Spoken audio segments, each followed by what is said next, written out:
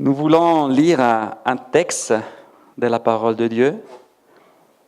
Et Genèse, chapitre 26, du verset 15. Alléluia. Je vous transmets aussi les salutations de l'Église italienne. Il n'y a ici qu'une partie, la chorale. J'ai vu qu'il y a aussi quelques frères qui nous accompagnaient. Et cet après-midi, lors de la célébration du culte en langue italienne, nous allons amener, si vous le souhaitez bien, vos salutations. Merci Théophile, merci pour quelqu'un. Amen. Vous le souhaitez bien? Amen. Amen.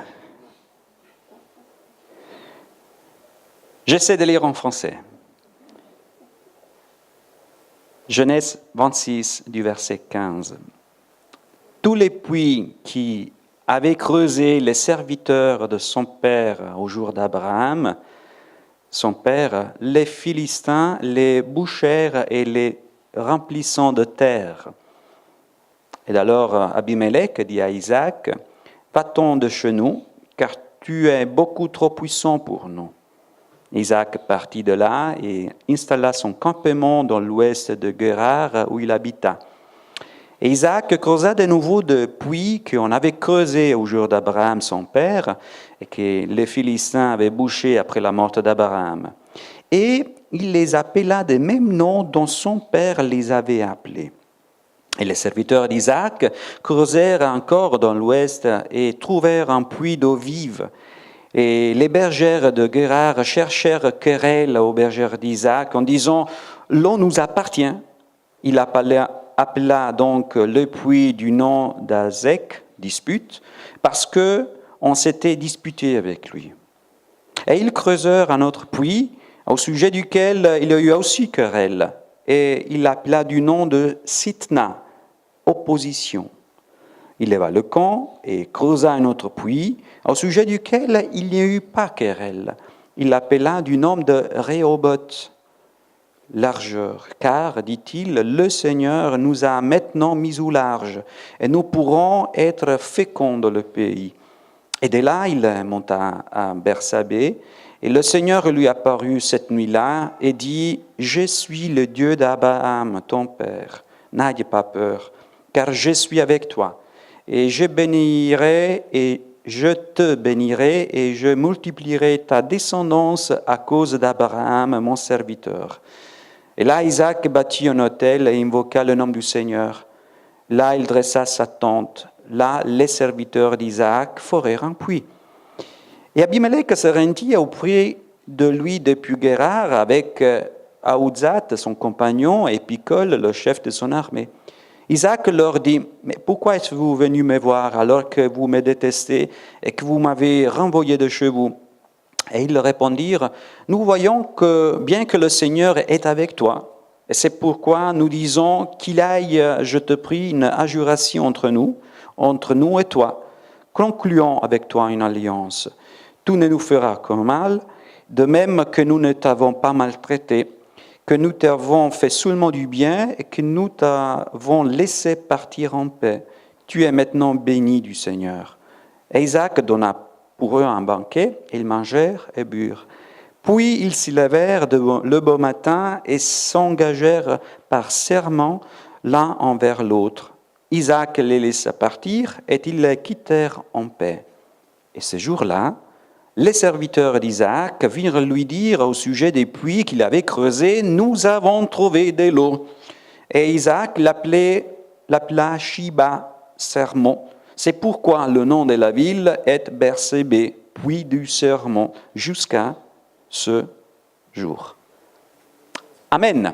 Jusque-là, la lecture de la parole du Seigneur.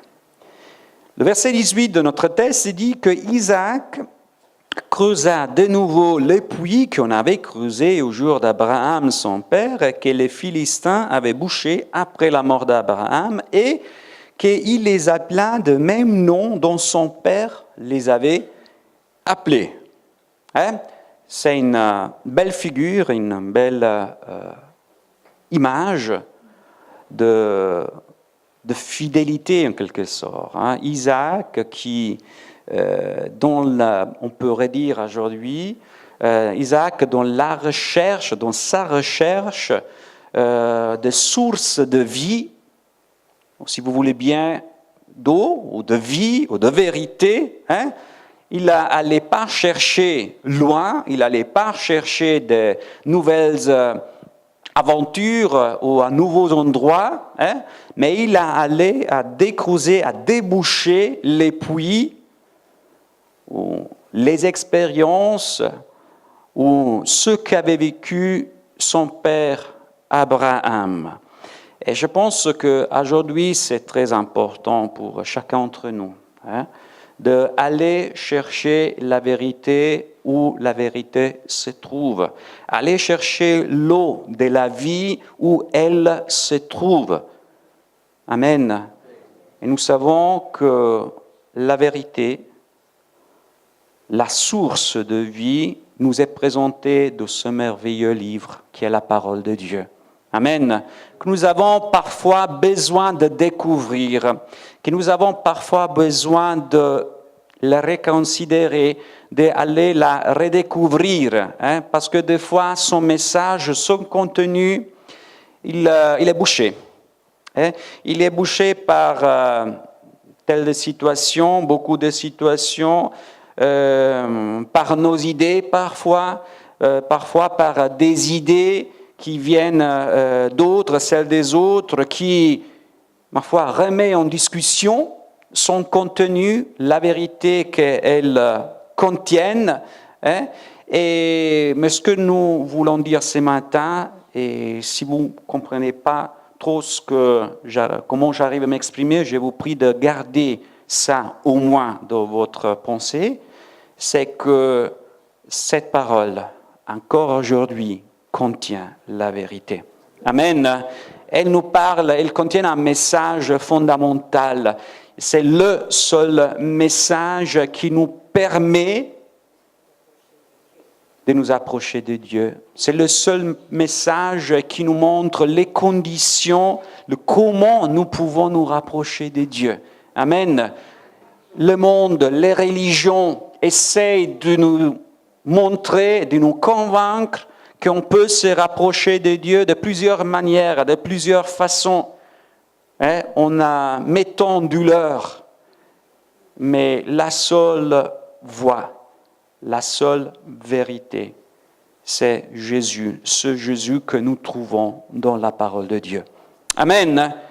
Alléluia. Parce que c'est vrai, l'apôtre Paul, en écrivant à Timothée, déjà il y a 2000 ans, il y avait cette problématique.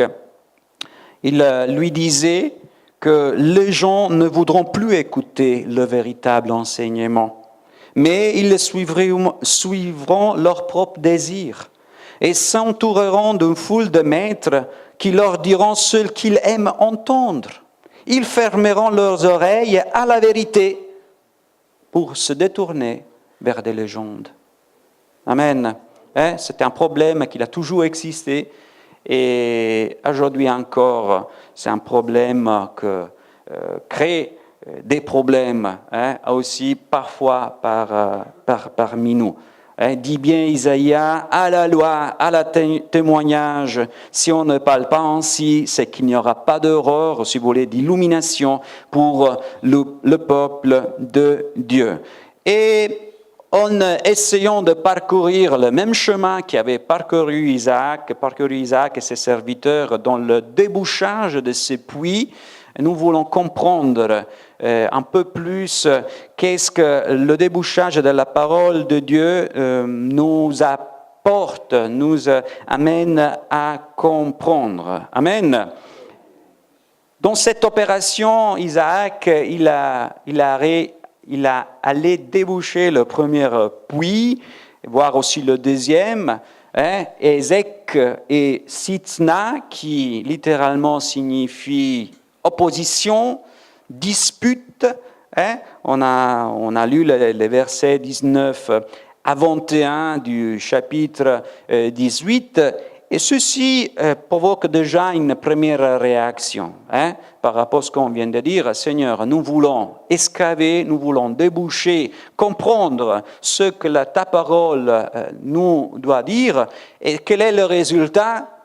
Il y a de l'opposition, il y a de la dispute, et il y a de la contestation. Donc, Seigneur, nous ne comprenons pas. Des fois, cette parole qui est censée nous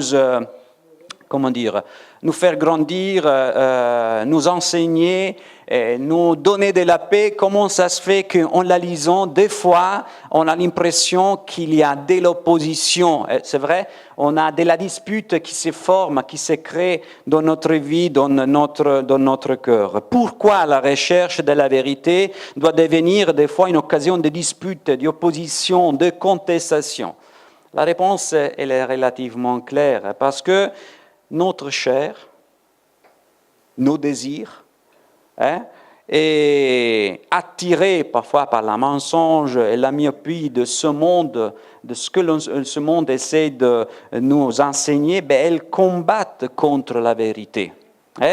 Notre chair, ce n'est pas notre meilleur allié pour notre recherche spirituelle, pour nous rapprocher de Dieu. Et vous vous souvenez de l'expression de ce discours qui nous fait l'apôtre Paul quand il dit, je ne sais pas maintenant comment on dit en français, misérable, comment je peux me détacher de ma chair, parce que j'aimerais suivre, servir le Seigneur, mais la chair me conduit ailleurs.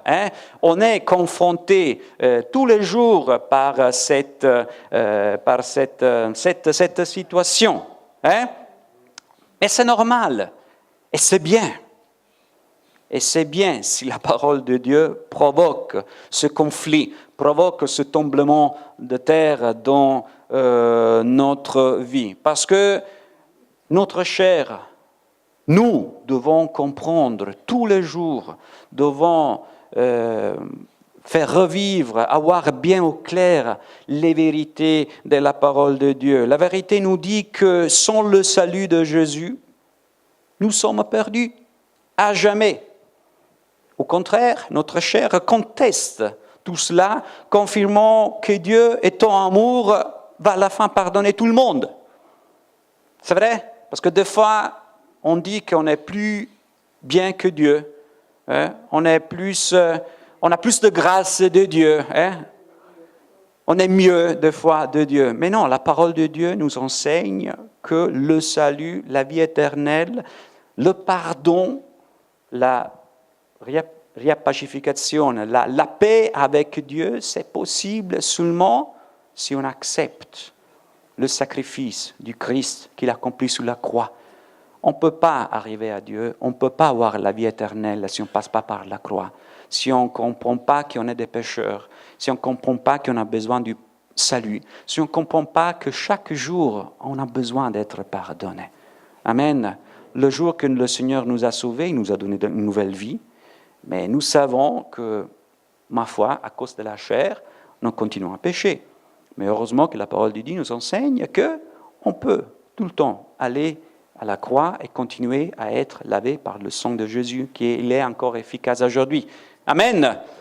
Et c'est comme ça, la chair combat cette constatation. Et quand nous lisons ça, on a de la peine des fois à le croire. Mais il faut accepter, il faut convaincre notre chair, il faut convaincre notre tête que c'est comme ça, que ça marche comme ça. La vérité nous dit que si on reste fidèle au Seigneur jusqu'au bout, nous aurons une vie éternelle dans les cieux qui nous attend. La chair, par contre, s'oppose. Invitons à jouir aujourd'hui, comment elle le veut, sans limitation. Car, dit le monde, et la chair des fois le suit, après la mort, il n'y a rien. Personne n'est revenu de l'autre monde pour nous dire, oui, il y a quelque chose. Et donc, les gens croient, mais qu'est-ce qui vous fait croire et comment vous êtes sûr, pouvez-vous être sûr qu'il y a quelque chose après la mort? Quelqu'un de vous est revenu d'après la mort? Je ne pense pas. Mais pourquoi nous le croyons? Pourquoi nous croyons qu'après la mort, il y a quelque chose? Parce qu'en débouchant le puits de la parole de Dieu, elle nous dit qu'il y a quelque chose après la mort. Hein? Cette parole nous dit que pour ceux qui croient en Jésus, pour ceux qui vivent une vie fidèle aux enseignements du Seigneur, qui suit le parcours de sanctification, ceux-là, ils verront une vie éternelle après la mort. Mais ce même livre nous parle aussi que ceux qui voudront vivre leur vie comme ils la pensent mieux, il y a une autre vie qui leur attend. Hein? Que le Seigneur nous aide. La chair ne veut pas entendre, les oreilles ne veulent pas entendre de ça, mais c'est ce que dit la parole de Dieu. La vérité de la parole de Dieu nous dit que tout c'est sous le contrôle de Dieu. La chair, par contre, dit qu'elle veut nous convaincre que c'est la nature qui dirige l'univers. Comme quoi Dieu, les plus bons pensants disent, Dieu au maximum aurait tout créé, mais après il a tout quitté, il est parti ailleurs. Et donc tout le monde, l'univers est contrôlé par la nature, par l'homme même des fois. On se croit des fois plus puissante que la nature. C'est pas ce que nous enseigne la parole de Dieu. C'est vrai, c'est Dieu qui reste souverain. Dieu règne, il n'a jamais abdiqué. Ça se dit abdiquer en français? Oui. Il n'a jamais dit qu'il allait quitter son trône. Il règne sur le trône. Même le Seigneur Jésus, ressuscité, il est dans les cieux, assis à côté du Père. Amen. Tout est sur son contrôle. Donc, le but de la chair n'est pas seulement de nous convaincre du bien fondé de ses propos, mais aussi de boucher à nouveau le puits pour qu'on n'y revienne plus.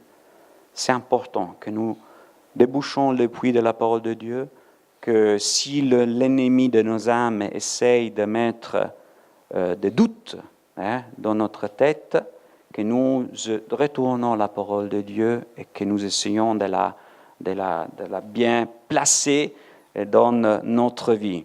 Une fois, a dit Luther, je ne sais pas si c'est la bonne traduction en français, je vais essayer, c'est traduit de l'italien, on ne peut pas permettre aux hirondelles de tourner sous nos têtes, mais nous pouvons les interdire de construire leur nid. Ça se dit comme ça? Ouf, c'est moi qui l'ai traduit. Allez, il n'a pas creusé que ces deux pots-là, il a continué à déboucher les puits qu'Abraham, son père, avait creusé, Marsa, merci, avait creusé, et donc après ces deux puits, il a débouché un troisième qu'il a appelé Rehoboth, qui signifie élargissement, largeur.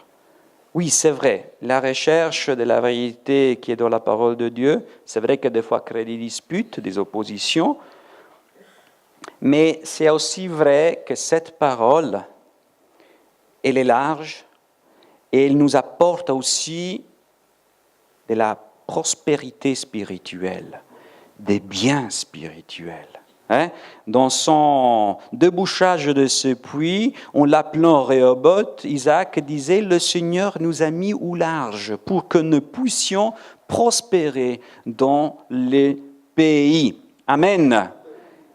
Et nous savons bien, parce que la parole de Dieu nous l'atteste, que si nous laissons conduire par le Saint-Esprit, nos vies vont être enrichies. C'est vrai? Et je dis tout le temps, est-ce que des fois on s'arrête à considérer ce que nous étions avant de connaître le Seigneur et ce que nous sommes aujourd'hui? Moi, ça m'arrive des fois. Je me suis converti relativement jeune, j'avais 15-16 ans, mais j'ai vécu dans un contexte, dans la ville du sud de l'Italie où je vivais, que c'était très malsain. À 10 ans, 10-12 ans, on faisait déjà partie des petites bandes qui créaient pas mal de dégâts dans la ville. Et j'étais un enfant rebelle. J'ai créé beaucoup de problèmes à ma famille. Et mon père aussi, des fois, il était terrorisé de moi. Pour ceux qui me connaissent, trouver ça bizarre. Voilà. Et c'est normal que vous trouvez ça bizarre, parce que le Seigneur, le Saint-Esprit, il a complètement bouleversé ma vie. Il a complètement changé ma vie. Cette rébellion a fait place à la paix, à l'amour, à la compréhension. Et quand je réfléchis à ce que j'étais, ce que je suis maintenant, je ne peux pas m'arrêter de dire, Seigneur, merci. Merci pour cette richesse. Et ce n'était pas par ma capacité, c'était parce que j'ai laissé un peu de place au Saint-Esprit, je l'ai laissé intervenir, ouvrir dans ma vie. Amen. Et ce que nous enseigne la parole de Dieu, ouvrons nos cœurs pour que le Saint-Esprit puisse ouvrir dans notre vie. Ceux qui appartiennent à Jésus-Christ, dit Paul aux Galatiens, oui.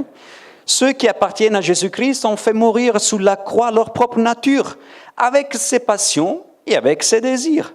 Et l'Esprit nous a donné la vie. Laissons-le donc aussi diriger notre conduite. Et vous savez bien quel est le fruit de l'Esprit, quelle est la richesse de l'Esprit qui est mise dans nos cœurs. En effet, dans l'union avec le Christ, vous avez été enrichis de tous les dons. Continue à dire Paul aux Corinthiens. Et pour revenir aux Galatiens, il disait, ces dons, ce sont l'amour, la joie, la paix, la patience, la bienveillance, la bonté, la fidélité. Et si nous allons à creuser, nous trouvons encore bien d'autres biens, dons, richesses que le Seigneur nous a mis à disposition. Vous savez que notre Père, il est riche. Nous sommes fils d'un roi. Et pas de n'importe quel roi. Du roi des rois. Amen. Est-ce que nous profitons de ces richesses? Pas toujours. Il nous les a mis à disposition. Nous pouvons profiter, nous pouvons vivre avec cette richesse. Encore une fois, le Saint-Esprit, il est disponible à nous les donner. Laissons l'agir, laissons conduire notre vie et nous verrons l'œuvre de Dieu dans notre vie. Et pour finir, il y a eu encore un quatrième puits qui avait été débouché. Et c'est ce puits qui a été débouché à Berseba, qu'il avait appelé Shiba, je crois que ça se prononce comme ça en français. Et ça signifie serment. Maintenant, en lisant bien le texte, c'est le nom qui a été donné, il a été donné en occasion du serment d'alliance, comme on a lu, qui a été prononcé entre Isaac et Abimelech, le roi des Philistins. Mais en réalité, et ça on l'a lu aussi, si vous constatez bien, juste quelques versets avant, il y a eu un autre serment qui est bien plus intéressant, et qui est génial. Ça montre vraiment l'intérêt de notre Père, de notre Dieu vis-à-vis de chacun d'entre nous. Le verset 24, quelques versets avant, je disais, Dieu qui parle à Isaac de la nuit lui dit « Ne crains rien, car je suis avec toi et je te bénirai. » C'est pas un serment, ça? C'est pas une promesse, ça? C'est pas génial, tout ça? Notre Père, il ne s'est pas limité seulement à proposer, à planifier, à faire de telle sorte que toi et moi puissions avoir accès à un plan de salut. Il ne s'est pas limité à tout organiser, à tout en mettre en œuvre. Et une fois réalisé, il a dit maintenant, ça suffit, tu as ce qu'il te faut. Si tu veux le prendre, tu le prends. Si tu ne veux le prendre pas, tu ne le prends pas. En réalité, ce serment, cette promesse de Dieu, il va bien plus loin. Il n'a pas seulement nous donné le salut à travers Jésus, mais il continue à manifester son amour tous les jours. Sa présence, elle est avec nous tous les jours. Encore ce matin, il est parmi nous. Je ne sais pas comment il fait. Parce qu'il y en a des cultes ce matin, à cette heure-ci. Mais il est présent ici. Il est présent à l'église à côté. Il est présent dans les maisons chez nos frères et sœurs malades pour les bénir. Je ne sais pas comment il fait. Il se déplace, comme on dit le frère de la prière, comme une flèche. Hein? Il est bien occupé. Nous arrivons à faire 2 cultes par dimanche. Je connais des pasteurs qui font 3 cultes par dimanche. Et ils sont épuisés. Le Seigneur, il fait des milliers de cultes par dimanche. Il est présent parce qu'il veut bénir, il veut te parler, il veut te guérir, il veut te sauver, il veut répondre à tes questions. Amen. Il veut te donner son support, il est à côté de toi. Ce n'est pas merveilleux tout ça? Hein? C'est pas fantastique tout ça? Est-ce que nous arrivons à comprendre de fois tout ça? C'est ce que la parole de Dieu nous enseigne. Oui, c'est vrai, la chair, comme on disait avant, hein, nous dit, Seigneur, tu nous as abandonnés. Hein? Tu promets, mais tu nous abandonnes. Il ne nous abandonne jamais. C'est nous, des fois, qu'à la place d'avoir nos yeux vers lui, nous allons ailleurs. Notre tête se tourne ailleurs. Mais le Seigneur, il est parmi nous. La parole de Dieu, ce puits, nous atteste que Dieu est avec nous toujours. Amen. Par sa présence, il ne vient pas ici pour te juger. Il ne vient pas ici pour te castiger. Castiguer, non, ça ne se dit pas, je ne pense pas, non. Hein? Punir, voilà, merci. Il n'est pas venu ici avec ses foudres pour te tuer. Il est ici parce qu'il te veut un grand bien. Je sais que ça ne se dit pas, mais vous m'avez compris qu'est-ce que je veux entendre. Amen. Il vous aime bien. Il y a une parole dans la parole de Dieu, j'essaie là aussi de traduire. C'est une grâce de l'Éternel que nous n'avions pas été complètement détruits, mais ces miséricordes se sont renouvelées ce matin. Encore. Ça se dit comme ça? C'est pas Silvio qui le dit, mais c'est la parole de Dieu. Amen. C'est merveilleux. C'est fantastique tout ça. Sa présence, elle est parmi nous. La parole de Dieu, cette même parole, ce même puits, nous dit que Dieu nous protège.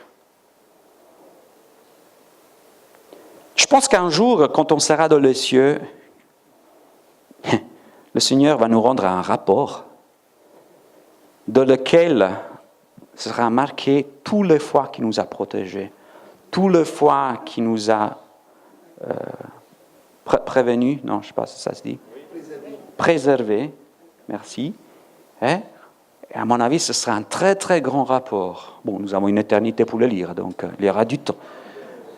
Mais c'est vrai, nous ne nous rendons pas compte de toutes les protections, de la façon comment notre Père nous protège. Il suffit donc, pour avoir une idée de la façon de comment nous protégeons nos enfants, de tout l'effort que nous faisons pour que nos enfants soient bien, soient protégés. Et je n'ai pas l'impression que tous les soirs, nous allons dire à nos enfants, « Aujourd'hui, j'ai fait ça, ça et ça. Aujourd'hui, j'ai transpiré parce que j'ai fait ça et ça pour toi. » Nous ne le faisons pas, non, c'est juste, mais nous le faisons.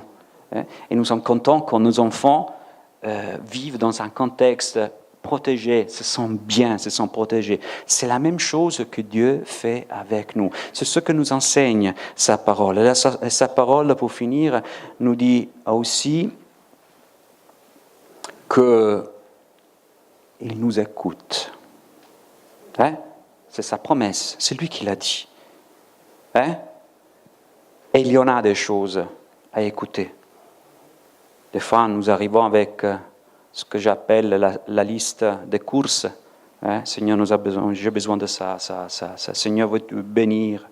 Veux-tu guérir? Veux-tu intervenir? Et la parole de Dieu nous dit qu'il nous écoute. Nous pouvons continuer à présenter nos besoins. Il n'est pas comme un psychologue qui est là pour écouter et le fait que tu te décharges de tes problèmes, ça s'arrête là. Il va quand même plus loin. Parce qu'il nous écoute et après, il nous parle. Après, il intervient. Mais là aussi, la parole de Dieu nous enseigne qu'une fois que nous avons parlé, nous nous sommes exprimés, il faut apprendre à attendre sa réponse. Hein? Seigneur, j'ai besoin de ça, ça, ça et ça. Merci. On ne lui laisse même pas le temps de réagir, le temps de parler. Prenons le temps, quand nous sommes devant sa présence, de bien présenter, mais aussi de l'écouter. Amen. Il a toujours quelque chose à nous dire. Sa parole, elle a toujours quelque chose à nous dire. Hein? Elle nous parle. Donc, elle doit faire partie de notre quotidianité. Tous les jours, sa parole doit nous parler, peut nous parler. Il faut la creuser. Il faut creuser beaucoup dans cette parole. Il faut s'investir pour comprendre, être illuminé. Il faut des fois aussi transpirer. Il faut des fois combattre pour que son contenu puisse, ou bien plutôt combattre pour que notre vie puisse être conforme à ce que cette parole veut exprimer. Il ne faut pas oublier que c'est un condensé de la volonté de Dieu. C'est un condensé de ce que Dieu nous demande, ce qui Dieu vaut pour chacun d'entre nous. Il faut la découvrir, je disais. Il faut boire de ce puits. Il faut l'apprécier. Il faut vivre de l'eau du puits de la parole de Dieu. Enrichissante parole de Dieu. Plus on creuse en profondeur, plus on est immergé par la profondité, par la fraîchesse, par la beauté de la parole de Dieu. David disait dans le psaume 36, verset 7, que tes décisions éternelles sont profondes comme le grand océan. Si vous voulez, ta parole, Seigneur, elle est profonde comme le grand océan. Amen. Donc, pour conclure avec le même verset que je vous ai cité au début, encore une fois, à la loi, au témoignage. Et je ne le mets plus au négatif, je le mets au positif. On parle ainsi. Il y aura d'aurore pour le peuple. Amen. Amen. Gloire à Dieu. Que Dieu nous bénisse.